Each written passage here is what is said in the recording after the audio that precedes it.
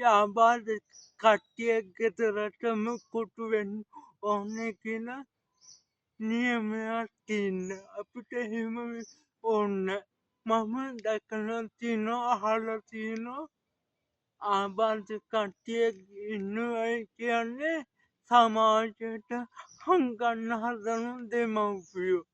ඇයි එහෙම කරන්නේ? සමාජෙ බිත්ති හතරකට කොටු කරන්න ඕන එක නෙමෙයි ආබාධිත පිටාවය කියන්නේ. සමාජයට මුදවා හරින්න ඕනේ. සමාජ සක්කාන මිස්ලා එනෝට ගෙදරින් එළියට දාන්නෑ මෙයා වෘත්තීය පුහුණුවකට යොමු කරන්නේ ඉගෙන උගන්වන්නේ ඇයි එහෙම කරන්නේ? මේගොල්ලන්ටත් ඕගොල්ලන්ට වගේ අයිතිවාසිකම් ගොඩාක් තියෙනවා. ඒ අයිතිවාසිකම් ඒගොල්ලන්ට ලබා දෙන්න. අපි නැවතත් හමු වෙනකන් මං ටෝකිස් විරා.